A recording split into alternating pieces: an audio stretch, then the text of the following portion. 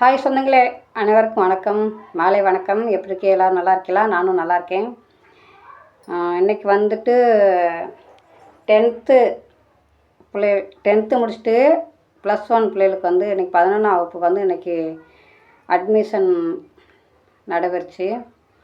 இன்றைக்கி வந்து நான் என் பாப்பாவுக்கு வந்து 11ஆம் வகுப்புக்கு அட்மிஷன் போட்டு வந்திருக்கேன். First group maths. என்னோடய பாப்பா வந்து 10th முடிச்சிருக்கா.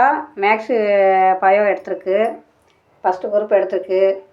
அது நல்லா படிக்கணும் அப்படின்னு சொல்லி நான் கடவுளை வேண்டிக்கிட்டு இருக்கேன். எல்லா மக்களும் நல்லா படிக்கணும், எல்லா கிளாஸ் பிள்ளைகளும் நல்லா படிக்கணும் அப்படின்னு சொல்லி நான் கடவுள்கிட்ட வேண்டிக்கிட்டு இருக்கேன். என்னென்னா, நான்லாம் பிறந்த வீட்லேயே ரொம்ப கஷ்டப்பட்டேன், கல்யாணம் பண்ணி இந்த வீட்லேயும் கஷ்டப்பட்டுட்டு தான் இருக்கேன். என் கஷ்டத்தை வந்து நான் என் பொண்ணுகிட்ட சொல்லி தான் நான் அவளை படிக்க சொல்லிகிட்ருப்பேன். ஏன்னா எவ்வளோ சொத்து இருந்தாலும், நமக்கு எவ்வளோ பணம் இருந்தாலும் ஒரு கண் வலி ஒரு காது வலியில் இல்லாமல் போயிடும். ஆனால் நம்ம கூடவே இருக்கிற ஒரே சொத்து நம்மளோட படிப்பு மட்டும்தான். என்றைக்கு இருந்தாலும் அந்த படிப்பு வந்து நம்மளை விட்டு போகாது, நம்மளை கைவிடவும் செய்யாது. அது இருந்தாலும் போதும். என் பொண்ணு வந்து 10th மார்க்கு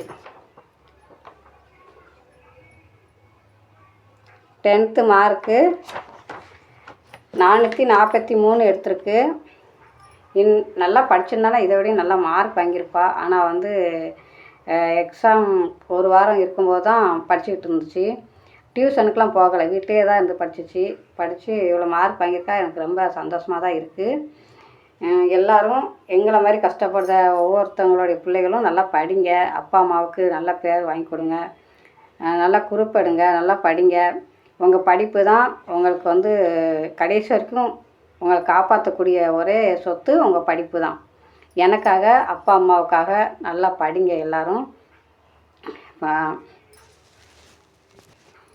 நான் வந்து என் பொண்ணுக்கு வந்துட்டு சொல்லிகிட்டே இருப்பேன், என் கஷ்டத்தெல்லாம் சொல்லிகிட்டே இருப்பேன். நாங்களாம் அப்படி கஷ்டப்பட்டோம், உனக்கெல்லாம் இவ்வளோ ட்ரெஸ் வாங்கி தரேன், எங்கள் அம்மா அப்பா எனக்கு நல்லா ஒரு ட்ரெஸ்ஸு கூட வாங்கி தராது, அவ்வளோ கஷ்டப்பட்டு தான் நான் படிச்சுக்கிட்டு இருந்தோம். அந்த மாதிரிலாம் ஒவ்வொன்றா நான் சொல்லுவேன். அதை பாப்பா வந்து மனசில் வாங்கிட்டே இருக்கும். ஆனால் இவ்வளோ பரவாயில்ல, படிப்பு இந்த மாதிரி படிச்சிருக்கா, எனக்கு சந்தோஷமாக தான் இருக்குது. எல்லோரும் எங்கள் ஃபேமிலியாக இருக்கட்டும், அண்ணன் தம்பியாக இருக்கட்டும், எங்கள் அண்ணன் ஒருத்தங்க இருக்காங்க, இமான்வேல் அண்ணன். அவங்க வந்துட்டு பாப்பா டாக்டர் ஆகணும்னு அந்த அண்ணன் ரொம்ப ஆசையாக ஆர்வமாக காத்துட்ருக்காங்க. அவங்க ஆசை வந்து நிறைவேறணும். என்னோடய பையங்களும் அவள் டாக்டர் எப்படினாலும் டாக்டர் ஆக்கிடணும்னு நினைக்காங்க. அது வந்து கடவுள் கையில் தான் இருக்குது, நம்ம கையில் இல்லை. கண்டிப்பாக அவள் படிப்புலையும் இருக்குது. நீங்களும் இந்த வீடியோ பார்த்துட்டு எனக்கு லைக் பண்ணுங்கள், கமெண்ட் பண்ணுங்கள், சப்ஸ்கிரைப் பண்ணி விடுங்க. ஒவ்வொரு பிள்ளைகளும் நல்லா படிக்கணும் அப்படின்னு சொல்லி நான் ஆண்டவன்கிட்ட வேண்டிக்கிறேன். இந்த வீடியோ பிடிச்சா லைக் பண்ணுங்கள்.